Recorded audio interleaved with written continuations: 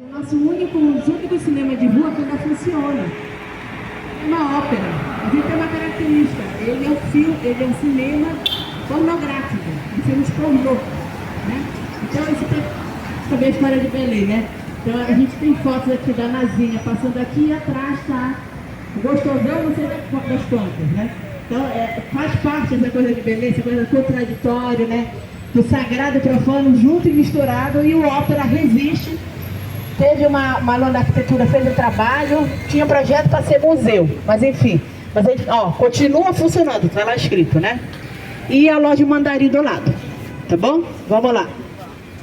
Mas vocês repararam que esses dois quarteirões aqui, eles vão marcar muita questão de escola, né? E escolas religiosas. Né? Nós passamos então ali pelo colégio. Deixa eu passar para cá. Nós passamos ali então pelo Colégio Tio, passamos pelo Colégio Santa Catarina de Sena, vamos passar pelo próximo colégio também.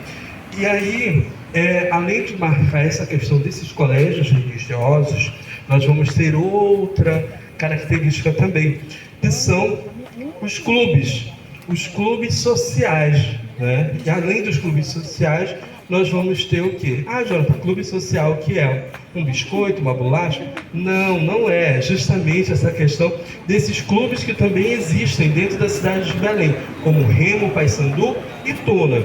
E aí nós estamos aqui numa sede emblemática, que é a sede do Remo. Já ia falar Paysandu, a sede do Remo. Já ia ser inchado aqui na frente.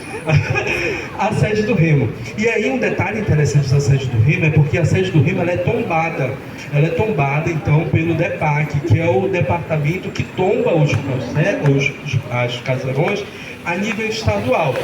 Ela tem um detalhe muito interessante porque ela possui alguns detalhes, se vocês forem reparar, no estilo Raio que o parta. O estilo Raio que o parta é um estilo arquitetônico da cidade de Belém, né, da questão do Pará, que também trata sobre essa questão de alguns raios que possuem então um estilo que era contra, né, era contra a questão da modernidade da época. Então existia então esse estilo também, né, dentro da cidade de Belém. E aí é bastante interessante falar que esse prédio, então, ele vem de uma questão até de antes mesmo da construção da Basílica. É um detalhe bastante interessante. A Basílica, do jeito que nós conhecemos hoje, a pedra fundamental dela foi feita em 1909. E a questão da construção desse espaço aqui, ele já veio em 1905. Então, é bastante interessante também pensar que essa questão dos times também, eles fazem essa proposta, né? E aí, se vocês, quem é mais antiga, né, sabe que antigamente, quando se fazia uma festa no Clube do Remo, uma festa no Clube da Tuna, uma festa no Clube do Paysandu, eram festas ditas de gala, eram festas que eram bastante interessantes. Hoje em dia nossos times estão evoluindo, né, a gente espera que evoluam mais, né, o Remo passou, não foi para a Série B, não foi? Então pronto, então já está evoluindo. Então a gente espera que, né, que os nossos times também, eles possam evoluir e voltar, né, aos tempos de glória também, da época então da Série A e das primeiras séries, né? Então a gente vai depois passar pelo clube do Paysandu, que segundo a professora é o mais querido, e depois, mas eu não vou falar disso, por quê? Porque eu estou aqui na frente e vou levar umas pedradas.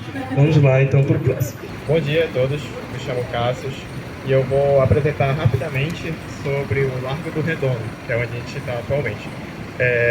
Bom, entre 1803 e 1806, a capitania do Pará ela era dirigida por Marcos de Noronha e Brito. Esse então que ele era o oitavo conde dos Arcos, que é um título de Portugal, e ele foi responsável por algumas reformas urbanísticas por essa área. Se vocês forem perceber, justamente recebe esse nome, né, o Largo do Redondo, porque se for perceber é uma área que justamente tem justamente essa forma redonda, e ela foi criada quando ainda existia o Jardim Botânico do Bel-Pará, e o governador, consta, né, que o governador na época, ele criou por essa estrada que levava ao Jardim Botânico um passeio público que justamente recebeu o nome de Largo do Redondo, mas antigamente ele também era chamado de Largo da Memória. Então, como o Jonathan citou anteriormente lá na Basílica, né, geralmente os largos eles eram feitos para vendas, né? Então, esse Largo do Redondo, nesse espaço, era feita vendas de hortaliças para consumo público, para a sociedade local. Então, justamente por conta dessas reformas urbanísticas, né, da época, é muito marcada por essas vegetações, essas árvores, né, essas espécies de árvores que foram preenchendo, como já foi observado, né, ao longo do roteiro, né, como a professora citou várias vezes, né. Algumas espécies que a gente mais percebe, né, que existiam, né, nesse local eram justamente as mangueiras, as samarumeiras, que já foram citadas, árvores do pão também. E como eu citei, né, geralmente eram essas hortaliças, né, os produtos eram geralmente comercializados para o consumo público, né, para o consumo local. Então, posteriormente, né, ele foi modificado, né, no espaço, mas ainda a gente percebe essa formação dele ainda presente aqui na Avenida Nazaré. Então, ele reflete também, não só isso, né, antigamente, né, alguns conceitos da geografia que a gente estuda, como o conceito Milton-Santos de fixos e fluxos. Justamente os fixos seriam essas materialidades, né, esses lugares, e os fluxos seria, por exemplo, os fluxos de pessoas, seriam os fluxos de mercadoria, como eu já citei, os fluxos de produtos. Então, esse lugar, ele retrata mais isso mesmo. Então, e também um outro ponto, né, que vale uma outra observação, é como mais dessa formação, né, de árvores que foi crescendo, né, nessa parte da cidade. Na época, né, a cidade se tornou com grande insalubridade e também evitou algumas doenças epidêmicas, né, algumas epidemias na época. Então, tem um ponto positivo justamente por manter um conforto térmico na cidade, também a sombra, né, como a professora citou. Então, do século XIX, né, já tinha um pouco dessa preocupação, né, por essa vegetação, e posteriormente, né, por conta dessas mudanças climáticas que a gente acompanha hoje em dia, né, a gente percebe ainda a influência disso. Espero que vocês tenham gostado. E é uma esquina emblemática, se vocês olharem, tem prédios históricos desse período também, né? Aquele ali que já foi até a varanda da Fafá, antes de ser lá no... né, que acontece durante o Círio. Esse aqui, né, já foi uma escola do Estado também importante, hoje é a CODEM, né? Aqui a gente tem, na verdade, foi destruído, né, foi colocado aqui esse prédio do Tribunal de Contas, mas sempre tem uma exposição aqui do Círio. E aquele ali também da esquina, né? Então tem prédios aí, esses prédios que vão resistindo ainda a esse processo de modernização. Vamos indo, vamos parar lá em frente do Glorioso. Aqui na frente da sede social do Paysandu, também conhecido como o maior time do Norte. Mas sim, esse prédio aqui, a estrutura física dele, ele não é o original daquela época, né? Ele foi, de fato, reconstruído, derrubado o original e construído esse. Essa aqui se trata de uma sede social, como o próprio nome diz, de atendimento mesmo dos sócios, conta com auditório, conta também com serviços de lazer, que é algo que, de fato, né, os times fazem isso para conseguir atrair mais sócios. Mas, enfim, falando um pouco sobre a história do Paysandu, né? O Paysandu, ele é um time que foi fundado ali... A ideia de fundação dele, de fato, é de 1913, né? O Hugo Manuel de Abreu Leão, que era jogador do Norte Clube, já estudava a possibilidade de se fundar um novo time, né? O Norte Clube, que era conhecido também como time negra, por conta do uniforme que era utilizado. E quando ele foi perguntado por um jornalista sobre os rumores que ele ia para o Remo, ele respondeu que ele ia fundar um time maior que o Remo. E como a gente vê, isso aconteceu. Não, brincadeiras à parte.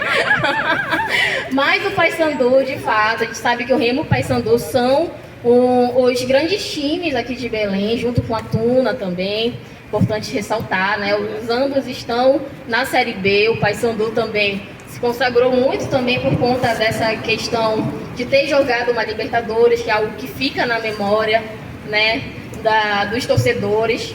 E também é importante ressaltar que essa não é a primeira sede do clube, né? A primeira sede não foi aqui, o clube também já teve sede ali perto da Igreja do Carmo, que é a sede náutica, né? Foi no andar de cima, já foi sede ali, também na Batista Campos. Então a gente vê que isso foi mudando ao longo do tempo, muito por conta também, nesse processo da própria expansão da cidade, né? E o primeiro presidente do Paysandu foi o Deodoro de Mendonça, né, que também era um político local, era um jornalista, uma celebridade, também celebridade não, uma pessoa notória daquela época, por assim dizer, que a gente já vê também como essa questão da paixão pelo futebol é algo que desde muito tempo ocorria em Belém, né, ainda ocorre. Aqui a gente tem um tradicional repá, que é de fato, né, um dos grandes símbolos até mesmo da cidade, enfim, onde se coloca o Remo e o Paysandu em seus jogos.